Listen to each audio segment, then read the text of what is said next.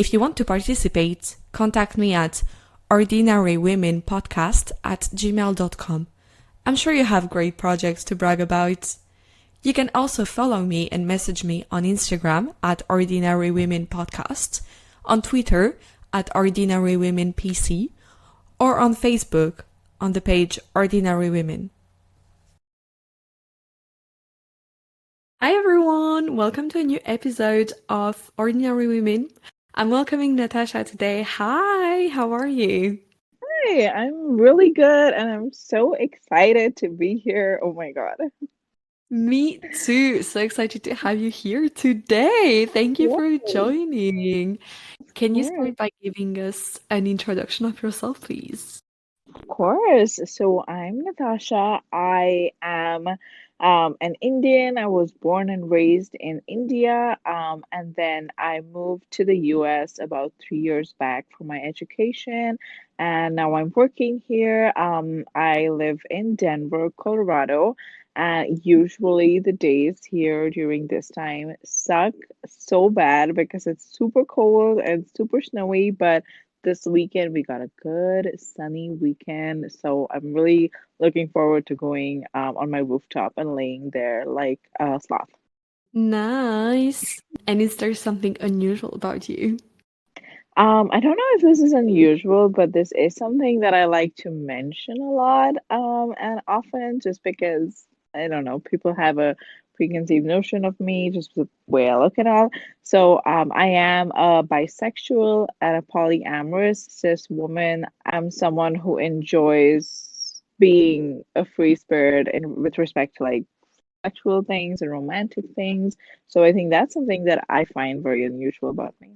Cool. What's the most romantic gesture that you've done?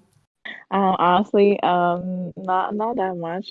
I also hate people, so that's a huge juxtaposition. So I want to be romantic, but I just hate everyone. So I don't know what to do about that. Oh my God, I feel you. I mean, I'm not super romantic, but I'm bi too, and I'm just like, theoretically, I'm bi. In practice, I just don't date anyone ever. I And it's like, spiritually relate. Yeah, but the polyamory side of me is like living its best life. I'm not gonna lie. okay, love that for you. Mhm. Wishing you a lot of love and fun and nice people and yeah, that's super Thank you. cool. Obviously, in this podcast, we talk a lot about what it's like to be a woman. So, I like to start by asking, was there a moment or an event in your life when you realized that you are a woman? To be honest, no. And that I don't like, of course, like, language wise and like people how they refer to you wise. I mean, I've known that I was a girl or a woman or a female for a really long time, but nothing has ever been something that I have questioned or anything. I also come from a family where like there are majority women and like one male, which is my father. Everyone else, like I live in a very like female heavy family. So for me, I've just never had that moment, unfortunately. Yeah, I mean, like that's super fine. Cool. Thank you for sharing. Yeah, I really try to think. I'm like, is there any time where I thought like, and it maybe took me off guard or something? Not particularly, no. Yeah, I mean that makes sense, especially like as we are cis women, obviously there's like it's how do I say that? It's kind of like Um a given, like it just exists, yeah. and you're like, Like okay, we've been treated that way and also we're not like that many years apart, right? yeah, When we were born, like when there was definitely not that much thought or like that many people talking about gender. So like yeah. I don't know if it was the same for you, but for me, it was really much like basically I was born female. I'm a girl. I'll be a woman. Yeah, Um, 100%. Literally like the same. It's the same pipeline. And I also didn't have siblings. I don't have any siblings, mm, let alone like, if I did have like a male sibling, maybe that would have been really obvious to me growing up, but I didn't even have that. yeah. So It was just like, it just exists. I'm not gonna lie, I did question my gender like a little bit. So when I was in high school, I was a little like, well, I don't actually enjoy being a woman. So like maybe I'm just a guy and maybe I'm just a man on the inside. And that was a very uneducated thought for lack of many words, just because like the gender identity, like nobody had those conversations.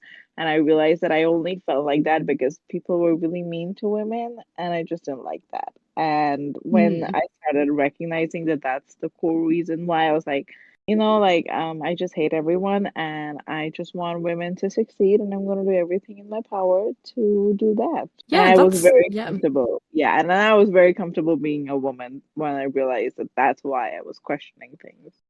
Yeah, that's good. And I mean, it's always good to question things. Like, Yeah. yeah.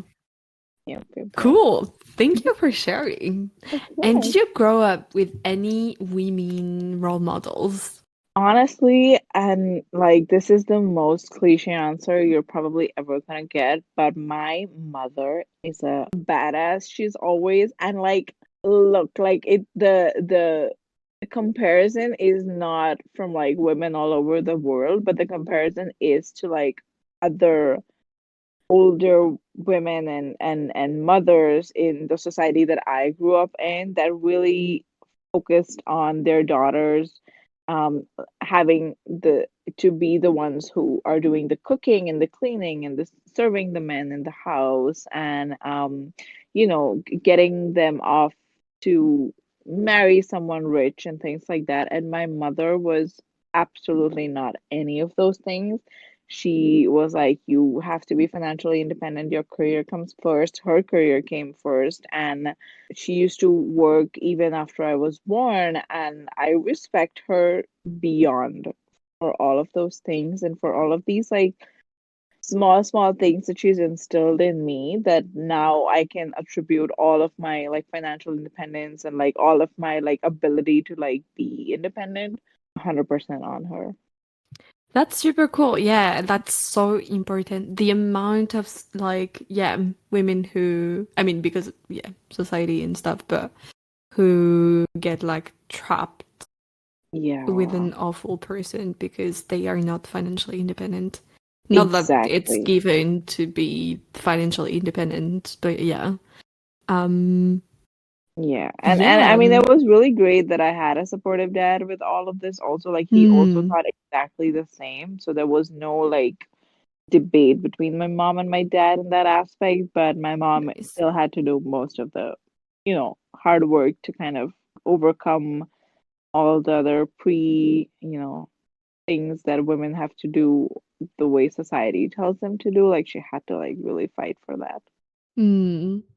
Yeah. And did she like sat you down and like give you a talk about like, hey, you need to be like how I guess I often hear that from people who have siblings, and then it's a bit more not like evident, but almost evident or like easy, I guess, to see that they've been raised really equally and like with these Sure. type of values, etc. So as an only child, like how did that happen?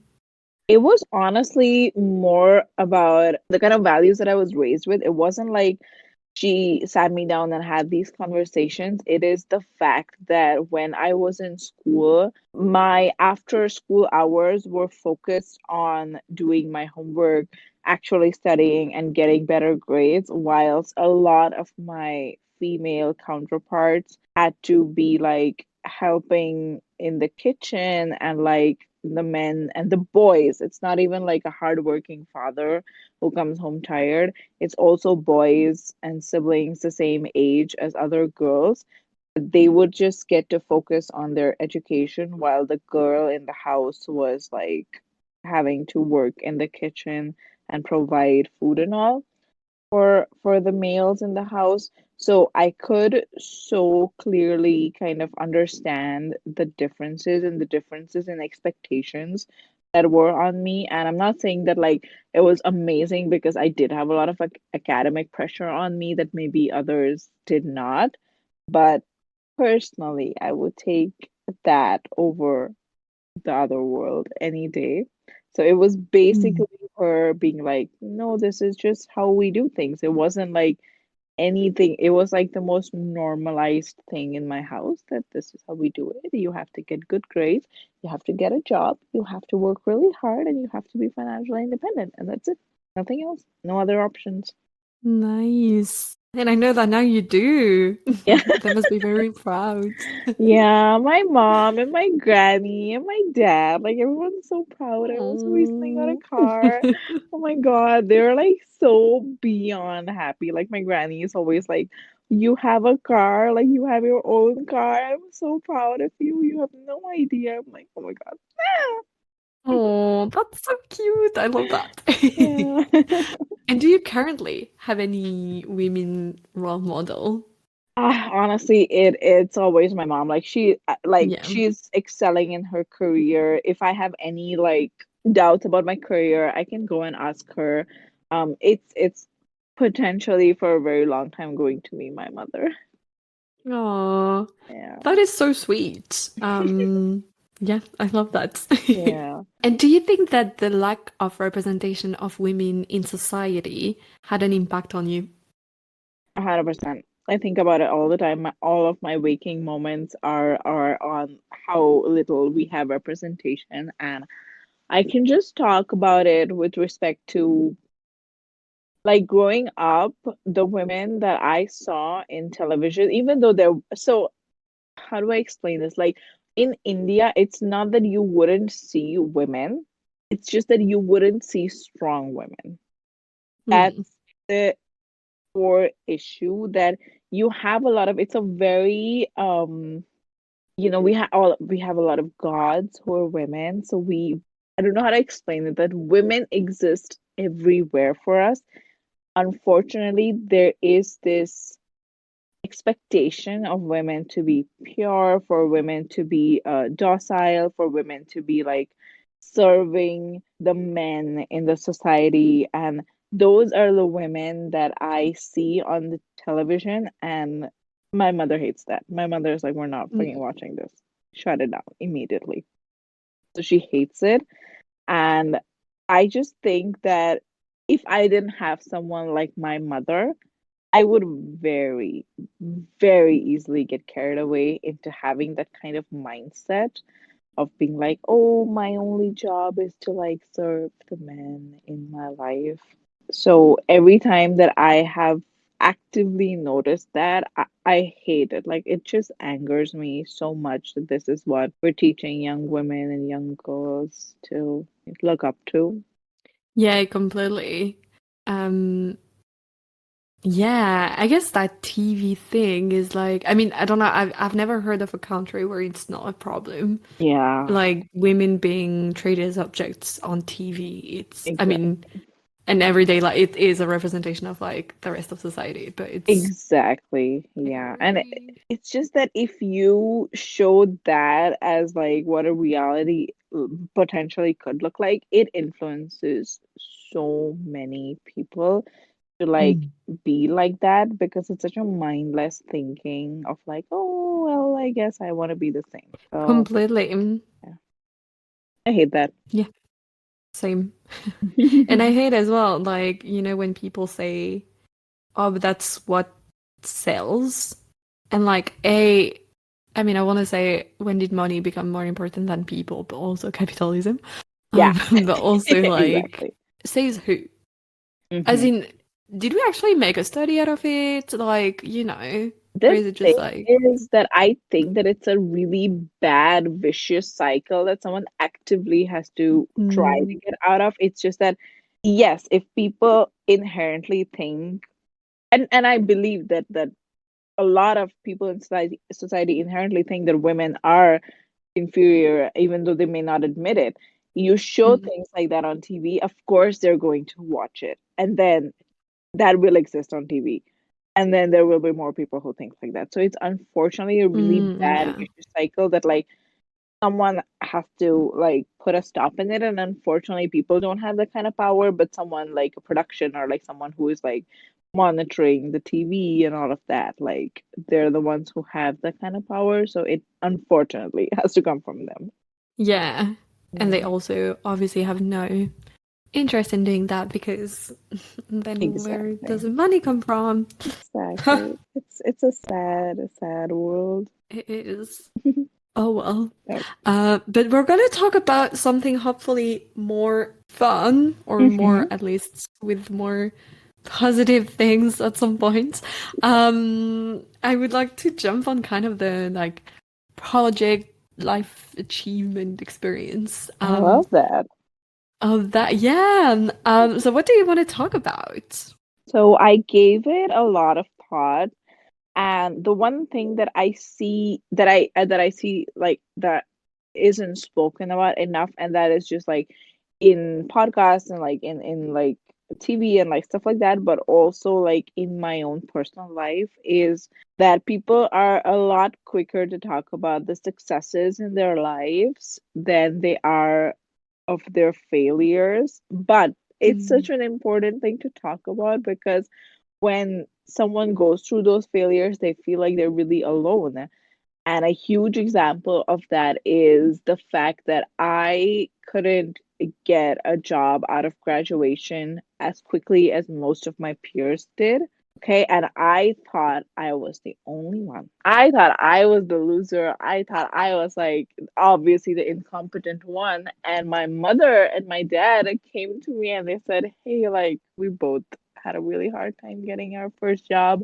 Like we got it after like months of graduation. My mom got it after a year, and she has an incredible and successful career.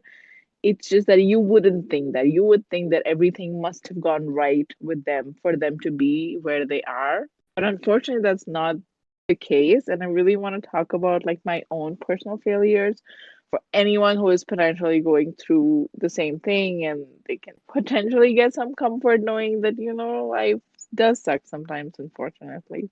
Yeah. Hey, this is Editing Lucy. I have to precise one thing here. This episode was recorded in April when I had been made redundant and was actively looking for a job. I found a great job since, so the looking part is not applicable anymore, but it very well illustrates our point that never lose hope and that will come at some point.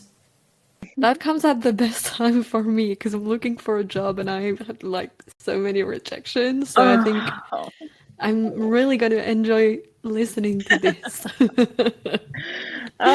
yeah, all I can say is to not take it personally. So I actually got out into the job market out of my graduation at a really good time. Okay. All Mm. of my peers had a job, all of them. All. I'm telling you, every single one of my classmates from my MBA got a job. And I had so many interviews lined up. Okay. I was like, of course I'm going to get a job. Of course I'm going to get a job. I had one from Amazon. I had one from Meta. I was like, of course, of course, of course, this is great. And I put in the hard work. There was never a time when I took any of these lightly. And the way that I am taught things in life, you put in the hard work, you'll get the results. Of course. That's how life works, right? Wrong. Absolutely wrong. Not how life works.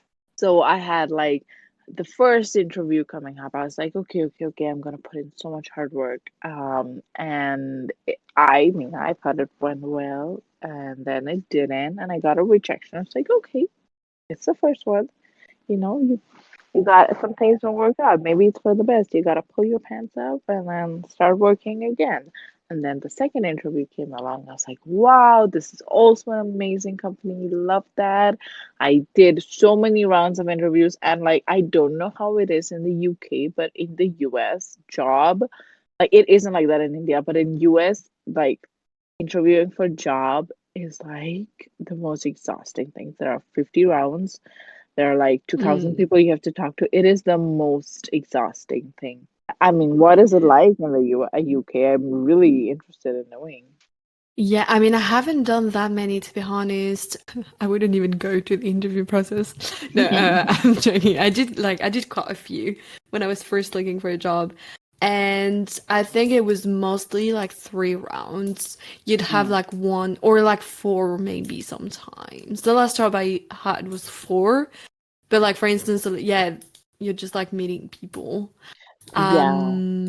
Sometimes you have like tasks. But yeah, the only one I did, I think it was the only one with a company from the US. It was like do this 30 minutes exercise, then meet two of your potential coworkers, then the person who'd be the manager and another manager, then another person, and then and blah blah blah. And it's like I also do have a job in life. Like, do you want to pay me for this 10 hours of interview? Literally, that's exactly how I feel. And like, you have to, like, in interviews, be on. Like, you cannot, like, have a Mm. bad time, have a bad day, have a bad, like, you just have to be on. And it is so exhausting. And the thing is that I really like, I like to prepare for each interview like it's a life and death situation, like, because I Mm. don't Yeah, want to feel like I didn't put in the hard work ever. So completely. the second interview came again, like, and fucking interview processes are like a month, 2 months long. Like, what do you Mm. mean? So I Yeah. got a reject from the second one. I was like, okay, let's not lose hope. The third one. And I was like, okay, another rejection. Cut to, I had given 27 interviews, like, and 27 jobs that I had interviewed for, and each of them had like 4 rounds. And with more and more and more rejections, I felt like a failure. Like, you don't Yeah. even understand. Like, everyone tells you they don't take things personally with interviews. And I agree, but it's just that if you get so many of them, like, I Mm. never took them personally. I never took them to be like, hey, it's a problem in me initially. But if you get so many, like, you gotta Yeah. question things. And that's where I was. I'm also at a very, like, tricky situation with my visa. Like, I don't know if you, like, the extent to which you know about it, but Mm. like, if you don't get a job in a certain amount of time in the US, you will get deported. And I was so scared of that. Every waking moment, I was like, shit, like, because I just don't want to be deported. I've worked really hard to be here. I really want to be here.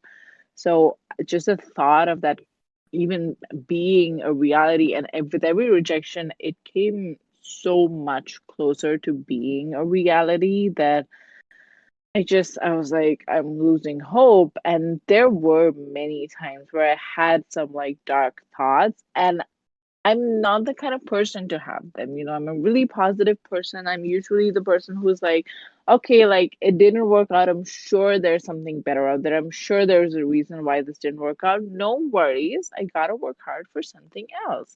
And I've always had that attitude. It's just that when I get so many rejections, it's really hard to, like, not take it personally. It's really hard to not think that you're a loser. It's really hard to, like, and when all your peers have jobs, there's like that means that it's no longer the economy. It's no longer like the degree that you got. It's no longer anything else. It's literally just you.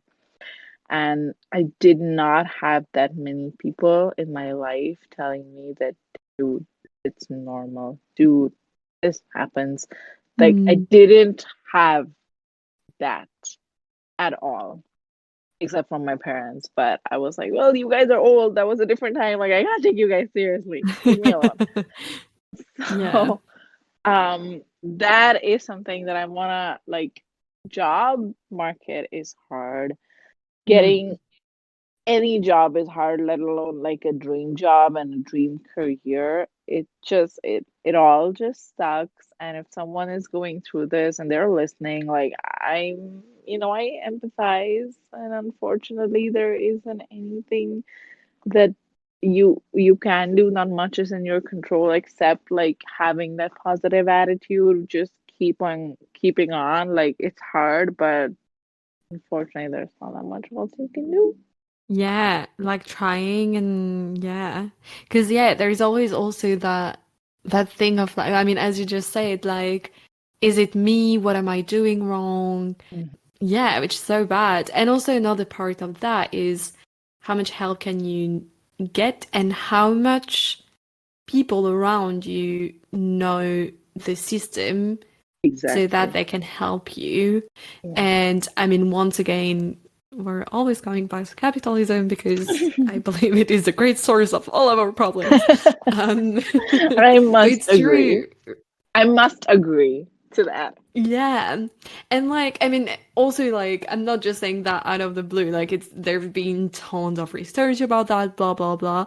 And actually, one of my favorite French sociologists, which saying that I'm like, I have a favorite French Love sociologist, but that. whatever. Amazing. Pierre Bourdieu worked a lot on social reproduction. So Hmm. the fact that I hope that's the correct word in English. But yeah, basically the fact that you're likely to end up in the same social professional category. I don't know how to translate that in English because I'm not even sure that's a thing in English. But basically Is on it the like the same, working yes. class? Is it like the bourgeois working class thing? Yeah, kind of, yeah. Very similar. Probably Hmm. that. Yeah, because not only like education can only do so much, and basically he talks of like different types of capital, and one of the capitals he talks about is social capital, and Hmm. like how like knowing people, having the codes, having like that type of Correct. being Yep, yep, able yep. to yeah, be able to be articulate, blah, blah, blah. And that's things that school can only do so much. And Exactly. so annoyingly, that's unfair. 100%. And the thing is that with me personally, I don't want to say that I'm the most articulate person ever, but there were people who were equally like, we're all at a disadvantage being an international student, Yeah. international worker in the United States. So we were all equally like screwed up, but people could still get their jobs. People could still get Mm, things. And what beyond all, beyond the capitalism, beyond the screwed up system, beyond the, like, yes, you don't have a visa that people will support and things like that. There is a huge factor of luck and timing with these things mm, that people yeah. just don't talk about. Everyone talks about like, but you didn't put in the hard work. How are you going to get the job? Okay, what if you did put the hard work? What if you did Mm, do everything right and you're still not getting the results that you were hoping for? What then? Like, what is your excuse then? And at some point, you're running out of excuses. You know what I mean? yeah. So there is that component of like the timing, the luck factor that things just do people just do not ever talk about. And with something like a job, it's with many things in life, I think it is such a crucial factor that you can't teach that to kids because kids might take it the wrong way. You have to teach kids that hard work is the most virtuous thing ever, and I understand that. But as an adult, Yeah. maybe once you have the understanding that like you have to put in the hard work, but you don't may not always get the results, having that understanding, like most adults I think lack that understanding. And when you do receive Mm, something, when you are successful at something, it's always that it's my hard work, it's because I did it. Maybe not, buddy, maybe the stars were aligned for you, maybe you did come mm, from privilege, maybe all of these things. It's just the fact that if you acknowledge that in the good times, you can acknowledge that in the bad times. yeah. That's so true. Mm. So how did you do anything to like not be super depressed about that? I just had to it was me putting in the hard work to not just like finding a job, but to also actively be positive. Like it was Mm, no longer an inherent trait. It was something that I had to work hard on and try to be positive, because it came to a point that if I let that go, like I would just like sink into a hole and like cry all day. So it was such an active thing to do, and honestly, it was exhausting. Exhausting to like also work hard and to also keep like my mental health like at like its peak so that that doesn't then impact the job. Like it was all of those things, but it was Mm. like an active effort. Yeah. Did you do anything in particular? Um, I did have a few friends who were very supportive. Um, Sometimes all you need is like a few friends. Like you don't need an Mm. entire, team of people telling you all of that. But the thing was that I didn't lose hope in myself. I still, with whatever things that now that I have a job, whatever things come at your job, because I mean, again, like for a lot of people, job is the end goal, but you still have to work hard at a job. For a lot of things, it's not like you can let your guards down and you can let everything down and be like, oh, this is the best, that's it. And I have put in all the Yeah. hard work and that's it. Like I'm living my best life. Like it's not that, but it's just actively knowing that like you're capable of a lot more than what you can see right now. Like when you're in that spot, it's like I don't know what the phrase is. You're in the eye of a hurricane. Like all you can see is like your life crumbling before your eyes. That's all you can see. Mm. It's important to like in that moment to look within, to look at all of your past accomplishments. Like I did a lot in my past. I graduated with 2 degrees and the second degree almost killed me. I'm not gonna lie. And I still got both of them, and that was the proudest moment of my life when I could do that. So just looking within, just seeing all of your accomplishments so far, and sometimes what happens is the more the time goes on, the less you stop feeling things for what had happened in the past. Like there were maybe potentially a lot of struggles you've been through in your past that were worse than where you are right now, and you got through them. But the way your mind works, and Mm. I mean, I'm no psychologist, but you start minimizing all the pain that you went through in the past. You're like, yeah, that happened, but like I got over it and I'm here now, whatever.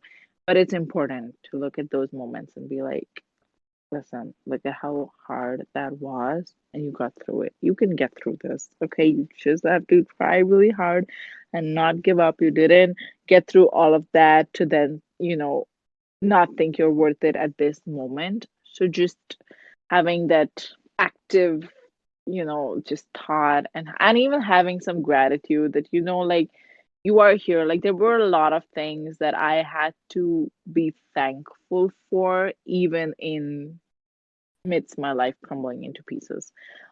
Even in the middle of that, like there were things like I could have easily had a set of parents who were like, "You're a failure. You don't have a job. All your friends have a Mm. job. You're a failure." It is very easy for a parent to like go down that rabbit hole, and thankfully I didn't have Yeah. that, which is a huge like if your parents are the ones telling you that you're a failure, there's pretty much nothing else, after that that will destroy you. So that's something that I Yeah. had to be thankful for.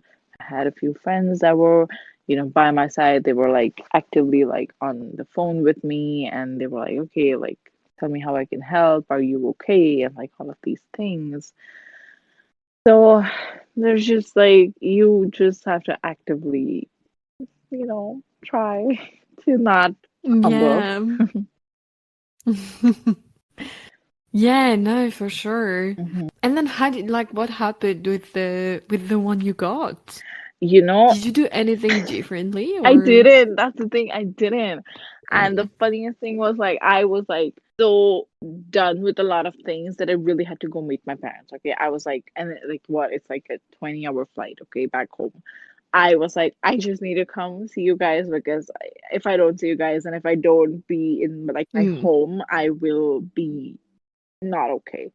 So I went back home and I don't think it had anything to do with that. I just think again, luck and timing. I got a job when I was over there with interviews that I was giving from India for a job here in the oh US. wow.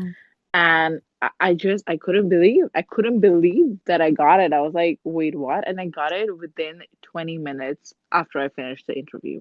Within 20 minutes, Oh, wow. which like almost never happens again. And there is Yeah. like nothing that I can say that I'm like I did differently. Oh, I should have done that, because Mm. I didn't do anything differently. I kept on trying, and something clicked, something worked, the timing was right, the luck was right. And I mean, I am not someone who believes in like, but okay, it's not, I don't fully live my life based on destiny, but there are some things that have to happen the way that they have to happen to like let you live your best life. Yeah, I was gonna say that because I'm very not spiritual, so I don't believe in the universe, Hmm. but I do have a lot of friends who do. And that's something I've been hearing quite a bit lately, like because I wasn't fully happy in my with my job, and like it's like sort of a good situation because basically I was made redundant, and so I have, a bit of time and money. And my friends were like, some of my friends were like, "Oh, that's the universe. Like you wanted to change, and there you go. Like there you go. You have the time too." Exactly. Yeah, Like some things yeah. work in a super mysterious way, and like at some point you just have to be like, I accept this path that I want to be on and just take it ahead. Yeah. And I guess like when you're a bit desperate, it's also kind of nice to think like just Hmm. having hope in the future and being like, I don't know how realistic it is to be honest, but Yeah. when you're like at a point where it's like, oh my God, how do I do? It's kind of nice to have that thing of thinking something will come. I know it. Yeah. And the thing Yeah. is that something has to come. And the thing, my friend literally was telling me when I was midst all of the chaos, he's like, I mean, it's not like you're going to be 70 and unemployed. Of course, you're going to get a job. But it was so hard for me to even Mm, think that that's possible. When you're like in the middle of all of that, you're like, you're never going to get a job. Never, ever, ever. So it's also yeah, nice to have good completely. friends. That's Yeah, definitely. Yeah, but that's my little like spiel on like never give up and whatever. Like just life does sometimes suck, but it's important to think of all the good things that have happened and all the other shitty experiences that you have come past, because they've always made you stronger, and it's good to think of the good times and the bad times sometimes. Yeah, that is so true. I love that you say that. And I think we're gonna conclude our episode on that. Yeah, thank you so much. That was so interesting. Mm. Also like selfishly exactly what I needed right now, so thank you so I much. am so glad. Yeah, I'm sure that other people can relate. Mhm. So yeah, thank you so Of much. Is there course. anything that we didn't talk about that you wanted to mention before we stop? I think not nothing particularly. I just, Yeah. to all the women out there, like stay strong. And if you ever needed to talk trash about men in your life, like I'm here for you. I love that. Thank you Of course. so much again. That was so interesting. Yeah, it was amazing for me to talk about this. Thank you. Yeah, well, thank you for taking the time and sharing some parts of your story. And on this podcast, there is a tradition Mhm. that the guest always gets the very last word. So the mic is yours. Ooh. Ladies, live your best life. And I hope you get nothing but happiness every step of the way. And yeah, just go on and do everything that you want and find happiness. That's pretty much all that I want to say.